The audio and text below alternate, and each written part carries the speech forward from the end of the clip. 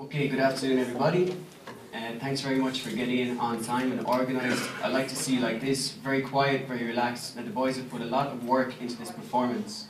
So please pay attention, listen carefully, see if you can make out the words and exactly what they're saying at each time. Alright? So we expect you to keep this level of behaviour all the way through. So if you're ready, we'll begin.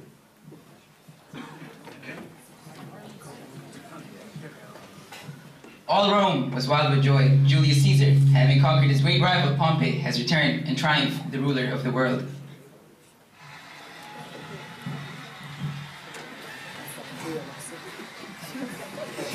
Caesar! Speak! Caesar is stirred to hear. Beware the Ides of March! What sayest thou to me now? Speak once again. Beware the Ides of March! He is but a dreamer. Let us leave him. Pass.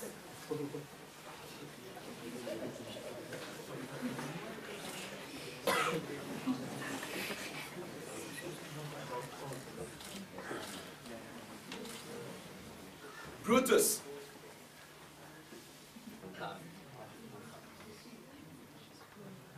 I have not from your eyes the gentleness and show of love as I was wont to have. Poor Brutus with himself at war, forgets the show of love to other men.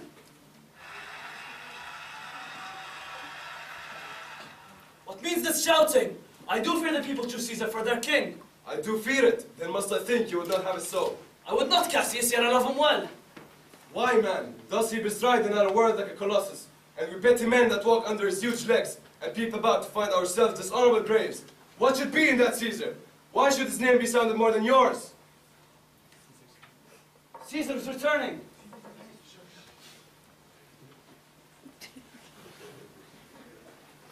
Antonius! Caesar, let me have men about me that are fat, sleek-headed men, and such asleep o' nights. Yond Cassius has a lean and hungry look. He thinks too much. Such men are dangerous. Cassius? Fear not, Caesar. He is not dangerous. He is a noble Roman and well given. Would you were fatter? Casca, tell us what have chanced today that Caesar looks so sad. Why, there was a crown offered him. He put it down, but to my thinking, he would have fain have had it. Who offered him the crown? Mark Antony. What was the second noise for? Why, for that too, he put it down again. To my thinking, he would have loathed to lay his fingers off it. As he refused, the rebel men hooted, and after such a stinking breath, that it has almost choked Caesar, for he fell down at it. It is very like he has the falling sickness. No, Caesar had it not. But it is you and I, and honest Casca, that we have the falling sickness. I know not what you mean by that, farewell both. Tomorrow, if you please to speak with me, come home to me, and I will wait for you. I will do so. Till then, think of the world. Well, Brutus, thou art noble, yet I see thy honorable metal may be wrought, for who's so firm that cannot be seduced?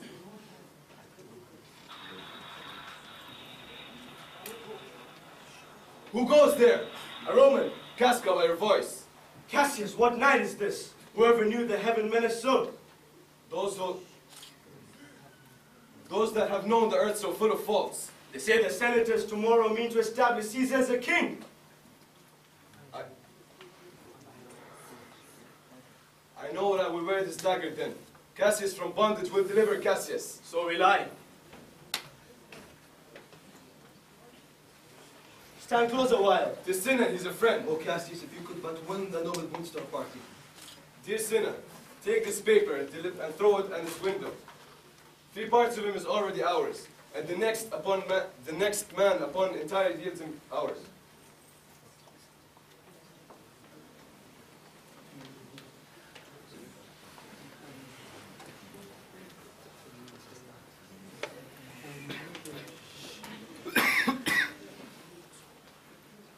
It must be by his death. And for my part, I know no cause, but for the general public. He would be crowned. How that might change his nature. Crown him, that, and then I grant we put a sting in him. Therefore think of him as a serpent's egg, and kill him in the shell. The taper burneth in your closet, sir. Searching the window for a flint, I found this paper. It's not tomorrow by the Ides of March. Sir, March is wasted 15 days. Go to the gate, somebody knocks.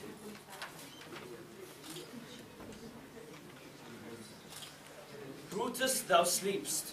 Awake and see thyself. Speak, strike, redress. Between the acting of the dreadful thing and the first motion, all the interim is like a phantasma, or a terrible dream. Good morrow, Brutus. Good morrow. Know these men that come with you? Yes, every man of them. Give me your hands all over one by one.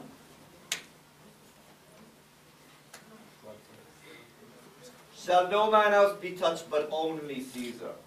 Decius, well urged. I think it does not meet Mark Antony. So well beloved of Caesar, should outlive Caesar. Our head will seem too bloody, Caius Cassius, if we chop the head off and then hack the limbs. Let's be sacrificers, but not butchers. And as for Mark Antony, think not of him. Yet, I fear. Let him not die.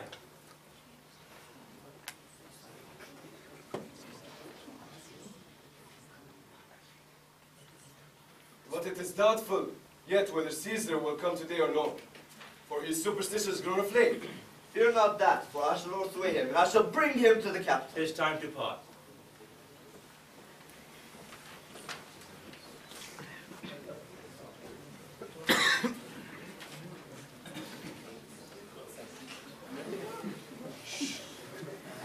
Portia, Brutus, my wherefore lord. rise you now? Dear my lord, making a point which it was of brief. Portia, I am not well in health, and that is all. No, my Brutus, you have some sacred friendship in your mind. And upon my knees, I charm you. By all your vows of love that you unfold to me while you're heavy. And what man tonight have I brought to you? Kneel not, gentle Portia. I should not need, if you were gentle, Brutus, dwell I within the suburbs of your good pleasure. If it be no more, Portia, Brutus' harlot, not his wife. No, you are my true and honorable wife. By and by thy bosom shall protect the secrets of my heart.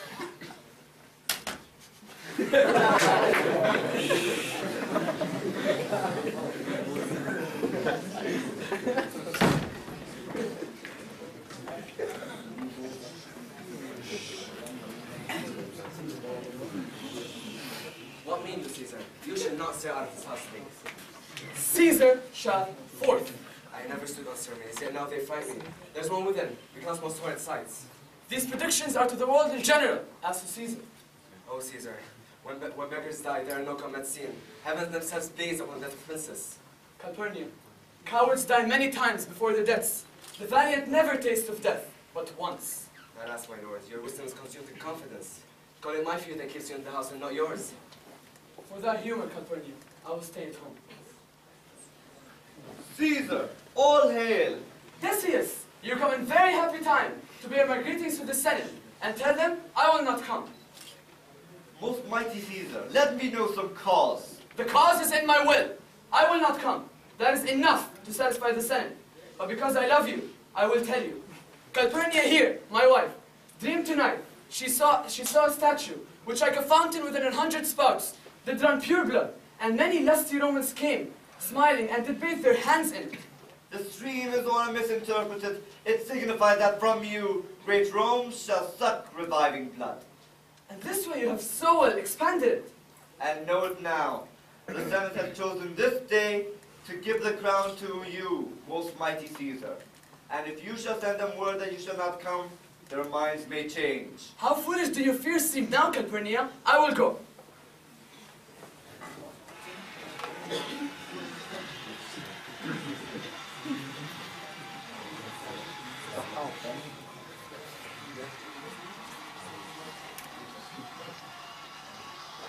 The Ides of March are come.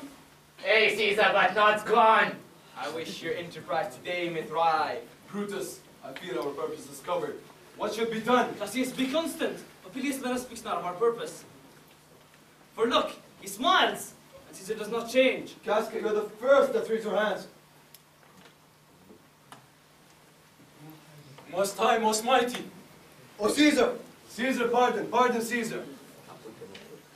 Oh, Caesar, I kiss thy hand, but not in flattery. What, Brutus? Great Caesar! Hence, wilt thou lift up Olympus? Speak hands for me!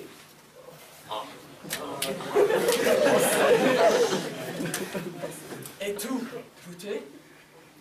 Fall, Caesar. Liberty! Freedom! Charlie is dead! Be silent, senators! Do not be affrighted. oppression's debt is paid.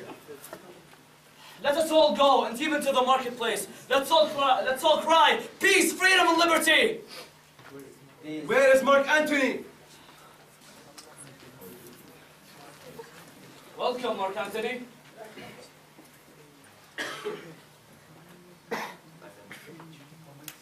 Almighty Caesar, dost thou lie so low? Are all thy conquests, glories, triumphs, spoils shrunk to this little measure? Fare thee well. I know not, gentlemen, what you intend. Who else must be let blood if I myself?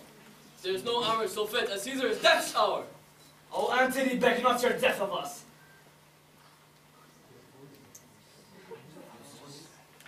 Your voice shall be as strong as any man in this disposing you dignities. I doubt not of your wisdom, that each man render me his bloody hand. First, Marcus Brutus, will I shake with you. Next, Caius Cassius, do I take your hand. Now, Decius Brutus, yours. Now yours, Metellus. Yours, Cinna. And my valiant Casca, yours. The last not least in love, yours, good Trebonius. Pardon me, Julius. Here wast thou bade, brave heart. Here didst thou fall, and here thy hunter stand, signed in thy spoil, and crimsoned in thy lead. I blame you not for praising Caesar so, but what compact mean you to have with us?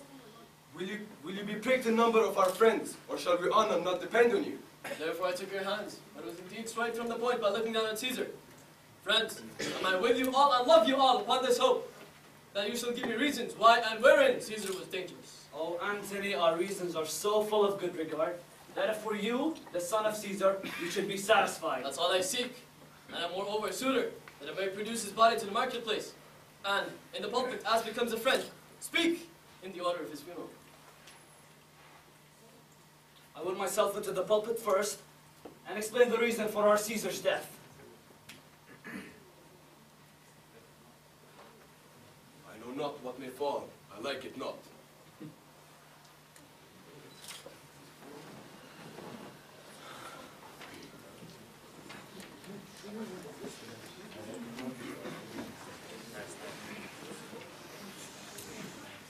Oh, pardon me, thou bleeding piece of earth, that I am meek and gentle with these butchers. Thou art the ruins of the noblest man that ever lived in the tide of times. Woe to the hand that shed this costly blood. Over thy wounds now do I prophesy, which like them mounts do ope their ruby lips to beg the voice and utterance of my tongue. A curse shall light upon the limbs of men. Domestic fury and fierce civil strife shall encumber all parts of Italy. Blood and destruction shall be so in use, and dreadful objects so familiar that mothers shall but smile when they hold an infant squatted with the hands of war. All pity choked with custom of fell deeds, and Caesar's spirit raging for revenge without a by his side come hot from hell, shall in these confines with a monarch's voice cry havoc! And let slip the dogs of war, that this foul deed shall smell above the earth, with carrion men groaning for burial.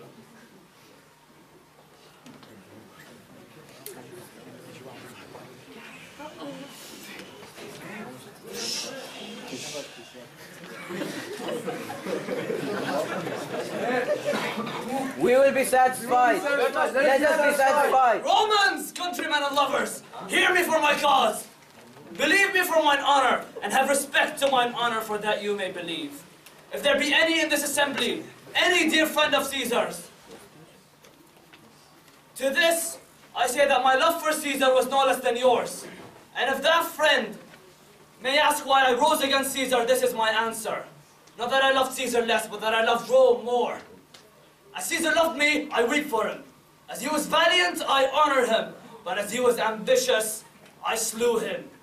And I have the same dagger for when this country may need my death. Live, Brutus! Live! Bring him with triumph home unto his house. Give him a statue. Let him be Caesar.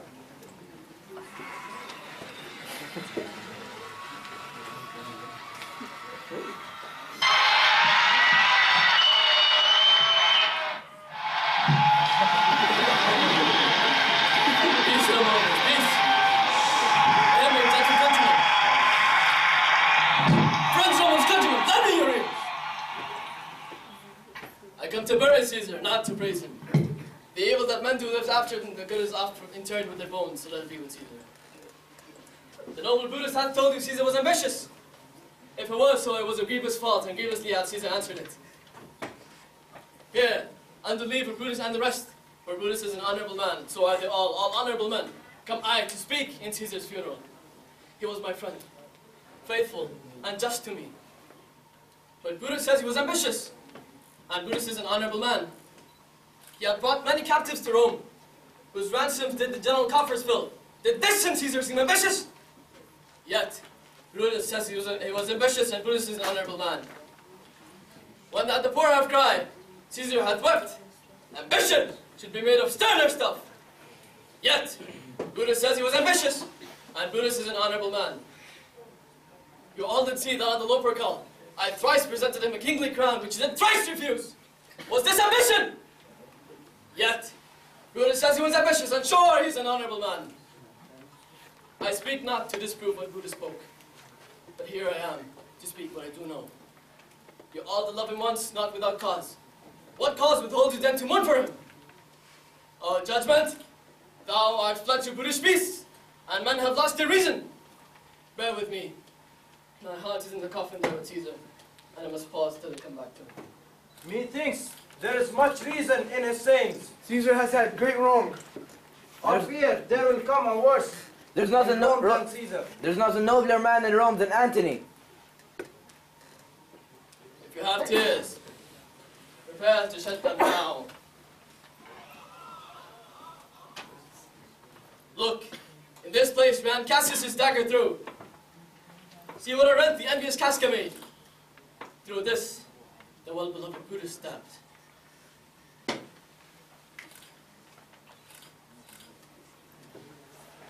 And as he plucked his cursed steel away, mark how the blood of Caesar followed it. As rushing out from doors to be resolved, if Brutus so unkindly knocked her no. For Brutus, as you know, was Caesar's angel. Judge, O ye gods, how dearly Caesar loved him. This was the most unkindest cut of all. For when the noble Caesar saw him stabbed, ingratitude, stronger than traitors' arms, quite vanquished him. Then burst his mighty heart, and great Caesar fell. Oh, what a fall was there, my countrymen. Then you and I, and all of us fell down, whilst bloody treason flourished over us. Oh, now you weep, and I perceive you feel the tint of pity. These are gracious drops. Kind souls, what weep you, when you but behold our Caesar's vesture wounded? Look you here, here is himself, marred with the blows of traitors. O traitors, villains! We will be revenged. Revenge, Seek, fire, kill! Kill!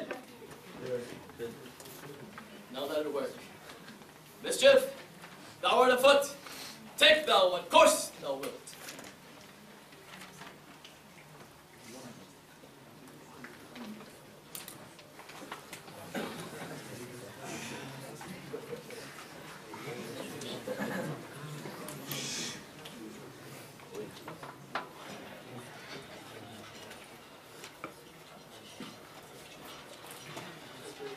The conspirators fled from the fury of the people.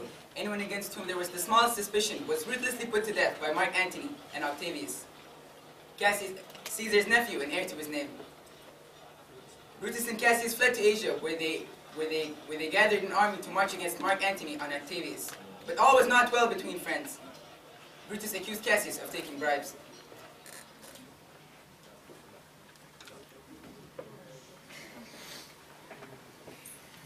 I, an itching palm, when Caesar lived, he does not thus have moved me. You durst not so have tempted him. Remember March, the Ides of March. Did not great Julius bleed for justice' sake? I do not presume too much upon my love. I may do what I shall be sorry for. Oh, you have done that you should be sorry for. You love me not. Cassius, I am sick of many griefs. Portia is dead. How escaped I killing when I crushed you so? Upon what sickness? Impatient of my absence, and fear that young Octavius and Mark Antony have grown so strong. Portia, art thou gone? No more, I pray you. Right here, I have letters that young Octavius and Mark Antony come down upon us with a mighty power. What do you think of marching into Philippi recently? I do not think it good. Our cause is ripe. Our enemy increases every day. We at the heights are ready to decline. There is a tide in the affairs of men, which, if taken at the flood, leads on to great fortune. Then we'll along ourselves and meet them at Philippi.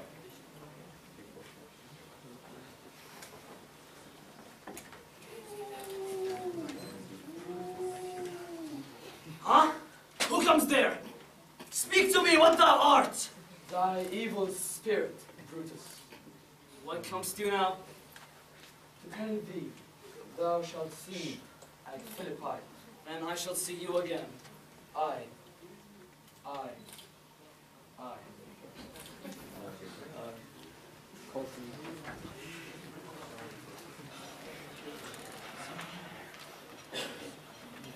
On the plain of Philippi, the armies of Mark Antony and Octavius await the coming battle.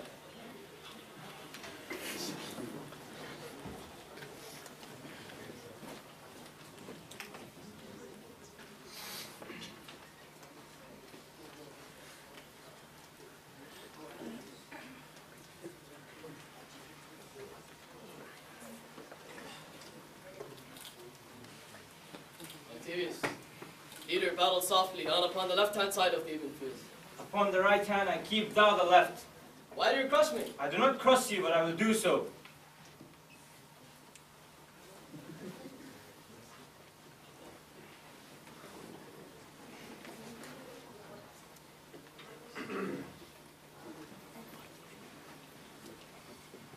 This is my birthday.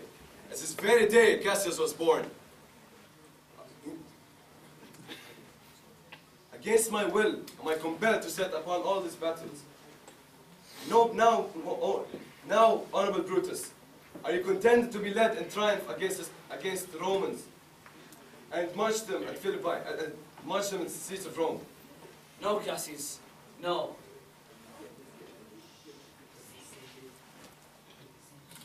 But this same day must end the work the Ides of March begun.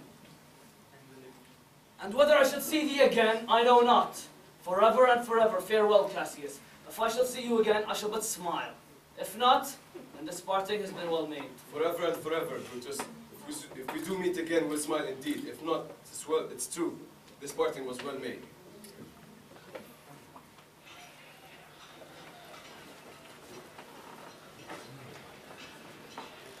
All day long, the battle raged.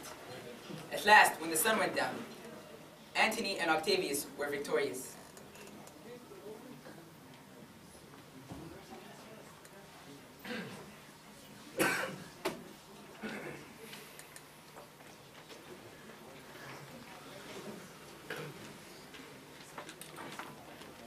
Fly further off, my lord. Mark Antony's in your tents.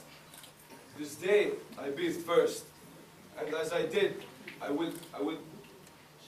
shall end it today. Time has come round. Caesar, thus thou art revenged with the same sword that killed thee.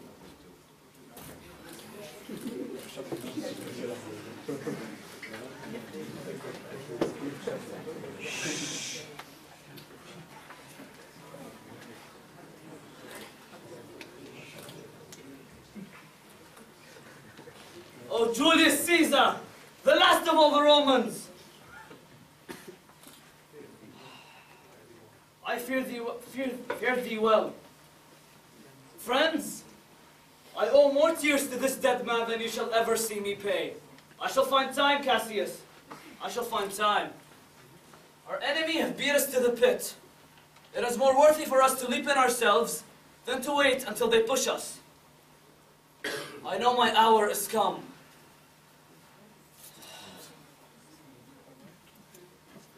Now, Caesar, be still. I killed not thee with half so good a will. Master.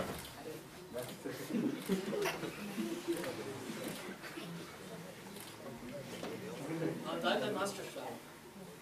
Brutus only overcame himself, and no man else hath honor by his death. This was the most noblest Roman of them all. All the conspirators, save he, did that they did in envy of great Caesar. He alone, in a general honest thought and common good to all, made one of them. His life was gentle, and the elements so mixed in him that nature might stand up and say to all the world, this was a man according to his virtue, let us use him with all respects and rights of burial. Within my tent his bones tonight shall lie, most like a soldier, uttered honorably. So call the field to rest, and let's away to part the glories of this happy day.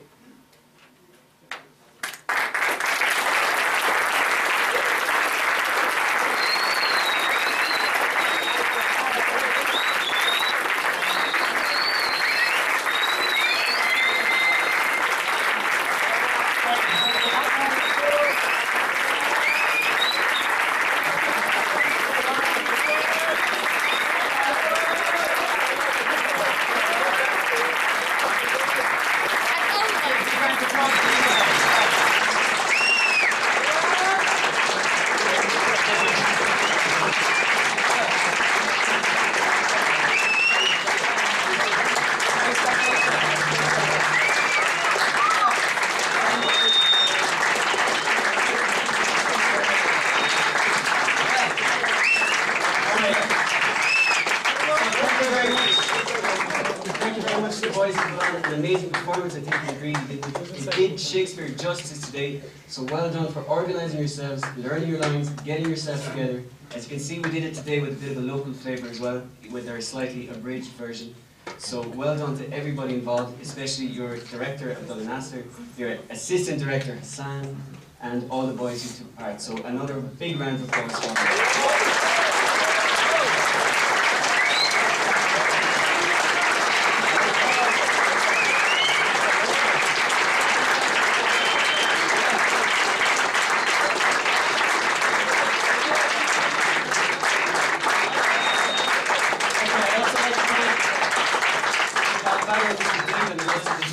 Take the time to come here today and support the kids in this, so give them a round of applause. And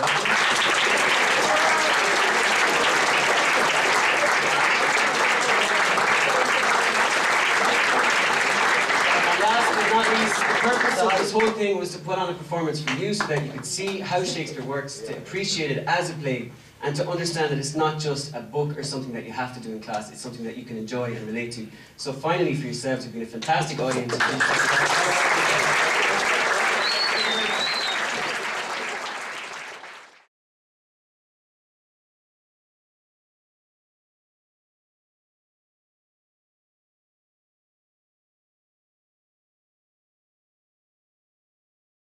Good morrow.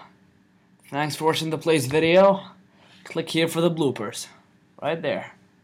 It's gonna be here. Yeah. Just click there, damn it! For the play's bloopers.